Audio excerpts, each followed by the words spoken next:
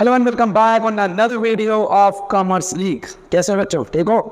Accounts का आपका paper है ना, अकाउंट्स के पेपर के बाकी सारी वीडियोस में आपको वन शॉट के माध्यम से और बाकी चीज़ों से आपको चैप्टर तो तैयार कर चुके हैं, लेकिन एक थोड़ी सी बच्चों का रहता है एंड टाइम पे जहाँ थोड़ी गाइडेंस की ज़रूरत है।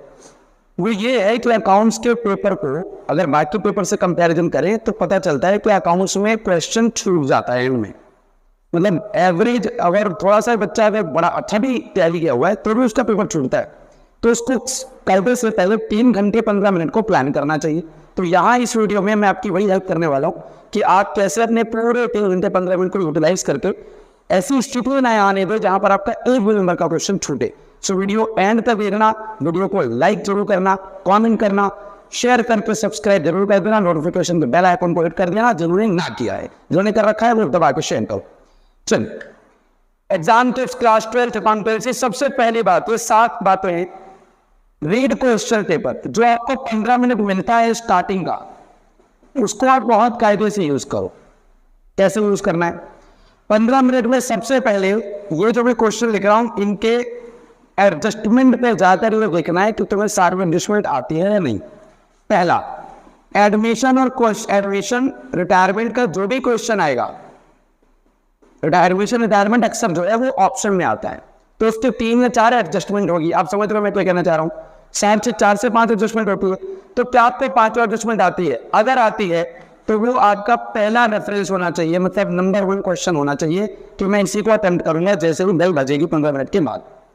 दूसरा, रियलाइजेशन जो कि रिजोल्यूशन चैप्टर से है, वहां देखना है कि ये पूछा कौन से फॉर्मेट में गया है। ये 2 तरीकों से पूछा जाता है, या तो ये जर्नल एंट्री के रूप में पूछा जाएगा या फिर ये लेजर के फॉर्मेट में पूछा जाएगा, जहाँ पे आपको realisation account, partners capital account और फिर अंत में कैश अकाउंट बनाना पड़ता है। तो ये देख लो कौन सा है, और अगर जेईटी है तो फिर उसके साथ जितने भी 5-6 एंट्रीज आएंगी, क्योंकि 6 नंबर तक होता है। 6 नंबर में से 4 तक लगा आता है, 2 में थोड़ी सी आपको एफर्ट करनी पड़ती है। तो अगर आपको लगता है कि मेरे को 6 पॉइंट आते हैं या 5 पे भी आते हैं, तो उसको भी अपनी प्रायोरिटी लिस्ट में नंबर 2 पे रखिए कि मैं इसको अटेम्प्ट करने वाला हूँ। 1 नंबर पे आता है आपका डेथ, एंड लास्ट में आता है आपका कंपनी अकाउंट्स का क्वेश्चन।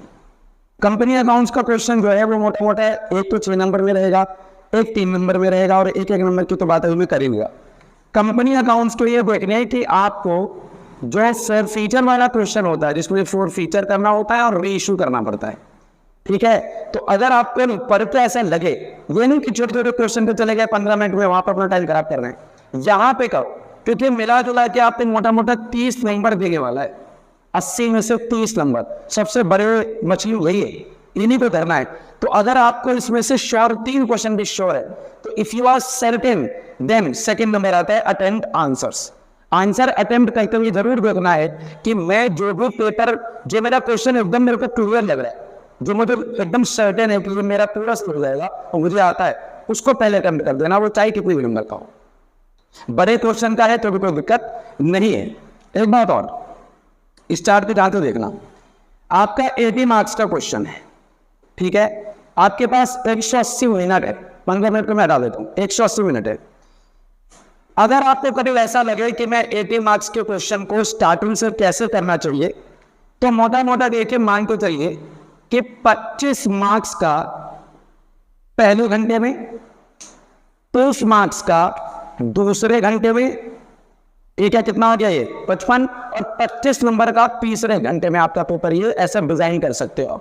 बहुत काम आता है ये प्लानिंग में, ऑफलाइन कोचिंग में बताता हूँ यूनिक क्लासेस के अंदर, बहुत काम आता है, ठीक है? सो आपके कॉमर्स में चैनल पे भी यही चीज़ है, बहुत फायदा आएगा आपको, इसको अप्लाई करके देखना। 25 मार्क्स का 25 नंबर कैसे लेने हैं वो तुम्हारा डिपेंड करेगा क्वेश्चन पेपर के ऊपर, और डिपेंड करेगा कि तुम्हें 15 मिनट में कौन से क्वेश्चन को एकदम श्योर कर दिए कि फर्स्ट ऑफ ऑल जैसे मैं बदलूंगी I am gonna attempt it, I am gonna hit it. Time बिल्कुल वेस्ट नहीं करना है। कई बार बच्चे वेस्ट करते हैं, घंटे बाद 15 मिनट के और 2 करें इधर उधर, 2 से 3 मिनट वेस्ट कर दो, 2 से 3 मिनट में 2 ऐसे क्यों क्वेश्चन हो जाता है आराम से, नहीं कम से कम असरसन उधर तो हो ही जाता है। तो थोड़ा सा ध्यान रखना है, टाइम का गेम है अकाउंट्स के अंदर। अटेम्प्ट आंसर में बता चुका हूँ कि आंसर अटेम्प्ट करते हुए देखना है कि कौन सा सर्टेन है, वही करना है।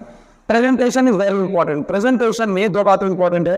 एक तो आपकी हैंड राइटिंग बहुत आउटस्टैंडिंग होनी चाहिए, ऐसा नहीं होना चाहिए कि उधर लिख दिया। काटा पेटी से बचना, बहुत काटा पेटी नहीं होनी चाहिए। अगर आपने कुछ ऐसा करना भी है जिसमें रफ का काम करना है, तो वहाँ साइड में लाइन मार्जिन ड्रॉ करके पेपर में दो तरफ ड्रॉइंग कर देते हैं और उसके बाद साइड में लिखते हैं, तो उससे बचना। पेपर जितना नीट क्लियर रहता है, एग्जामिनर को किसी का भी पेपर खराब और हौच पौच वाला होगा तो अच्छा लगेगा नहीं।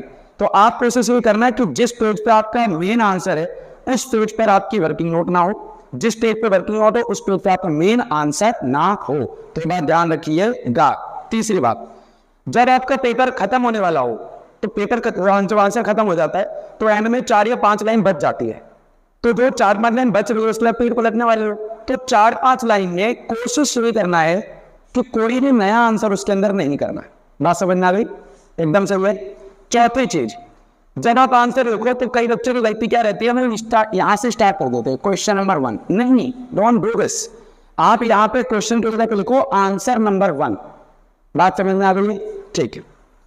वर्किंग नोट्स, ये मैं आपको बता चुका हूँ, वर्किंग नोट्स नीट क्लियर होना चाहिए। क्या वर्किंग नोट्स के बारे में कह रहा हूँ, क्योंकि नंबर देके जाता है, वो इसके अंदर स्टेप मार्किंग है और नंबर मिलना ही है। तो वर्किंग नोट को एकदम मैथ वाला हौच पौच करके किसी भी तरह से आंसर निकालना, ये एबिलिटी अप्रोच नहीं होनी चाहिए। Just dress for the neat and clean so that examiner को ईजी हो जाए। एग्जामिनर में और आप में क्या रिलेशन है? कोई रिलेशन नहीं भाई, एक ही रिलेशन है, वो है गिव एंड टेक रिलेशन। आप इस पर तंग करोगे अपने आंसर शीट को दिखा के, तो वो आपको तंग करेगा मार्क्स देके। ये तो क्लियर है ना। मैं भी कॉपी चेक करता हूँ, जो कॉपी मेरे सामने 1-2 कॉपी आ गई, दोनों के आंसर नहीं है, पर मेरा भी तो साइकोलॉजी है ना, मेरी भी तो खोपड़ी है, मैं भी तो इंसान हूँ। तो अगर मैं देखूँ यार नीट क्लीन है, बहुत साफ दिख रहा है, मुझे चेक करने में भी, लाल पेन चलाने में भी दिक्कत नहीं आ रही, मार्क्स को लिखने की प्रोसेस आपने छोड़ी हुई है, तो उस पर जरूर मैं ध्यान दूंगा और मैं उस पर नंबर भी मार्किंग मेरा डिपेंड करेगा। सो ये चीज़ ध्यान रखना है। स्टेप वाइज मार्किंग होती है। तो अक्सर अकाउंटेंसी के अंदर रिलेशन कौन बना चुके, तो वो इतना साफ, इतना बढ़िया बनना चाहिए पूरा फॉर्मेट के साथ। देखो फॉर्मेट भी लिखा है, पूरे फॉर्मेट के साथ debit, credit, P&L appropriation account for the year ended, partners capital account, debit, credit, properly जब अमाउंट लिखते हो तो रुपीज़ में लिख रहे हो कि डॉलर में लिख रहे हो कि रुपीज़ में, सारे क्वेश्चन है। प्रॉपर फॉर्मेट बना रहे हो, फॉर्मेट बनाते हुए ध्यान रखना है कि पेन से मत बनाना, पेंसिल से भी ड्रॉ करना, ताकि कुछ गलतियाँ हो जाए तो आप उसको रफ या उसको मिटा पाओ। पेन से मत बना देना, पेंसिल को मैं नेगेटिव पॉज करूँगा, पेंसिल से फॉर्मेट बनाना है। इसके बाद last but not the least, balance sheet. Balance sheet में आपको कई बार गलती क्या होती है, बच्चों का एसेट तो आ जाता है, फिर वो से पूछ रहा है तो भाई तेरा मैच हो गया, हाँ तो एसेट मैच हो गया, लेवल टू मैच हो गया, तो क्या करते हैं वो जो एसेट में अमाउंट है उसको उठा कर लेवल में लिख देते हैं।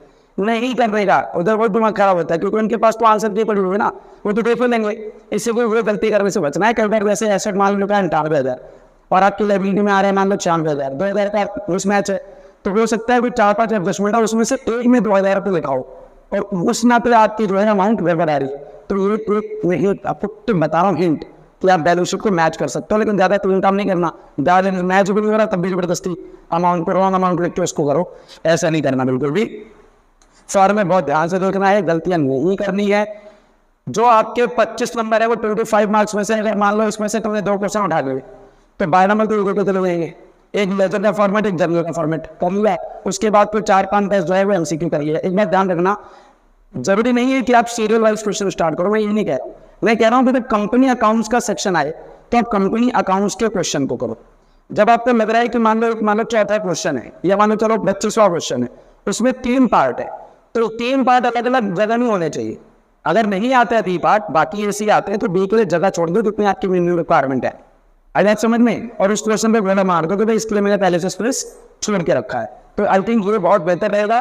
आज के लिए इतना ही है। आपकी तैयारी ऑलमोस्ट डन हो चुकी होगी। जिनकी जो भी होंगी तो मैंने आपको क्वेश्चन करा, बाकी सब मैंने करा दिया है, वो आप यहाँ पे जाकर देख सकते हो। जिनको नहीं और जो जुड़े हुए हैं आपके लिए तो वीडियो मिल रही है। तो आप इसको ध्यान रखिएगा और वैसे तो एक बार और सुन लेना, एक बार और देख लेना और वीडियो को शेयर कर देना अपने फ्रेंड्स के ग्रुप में, ताकि उनके भी नंबर अगर कटने वाले हो तो ना कटे, वो मिस्टेक ही ना करें। वीडियो को शेयर कर लेना।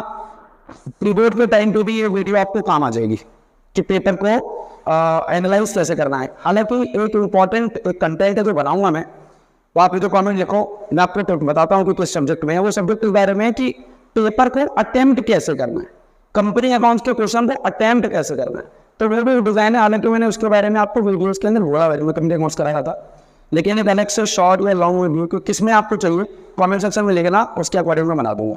तो आप जो बोले वही करूँगा मैं, ठीक है।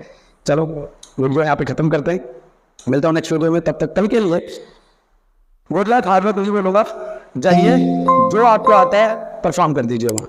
अपनी गलती से सीखना 3 घंटे में कि आपकी गलती क्या हुई है, और उसको अगर मेरे से चाहते हो तो मेरे से सही कमेंट सेक्शन में लिख देना, वो कमेंट्स की गलतियाँ करके मैं आपको वहाँ पे सुझाव दूंगा, ताकि आने वाले पीरियड में और उसके बाद जो एग्जाम है उसमें तुम्हें दिक्कत ना हो। मिलता हूँ कल, तब तक खुश रहिए, आबाद रहिए, यहाँ रहिए या इलाहाबाद रहिए। अल्लाह के प्रयागराज उसका नाम है। जय श्री राम।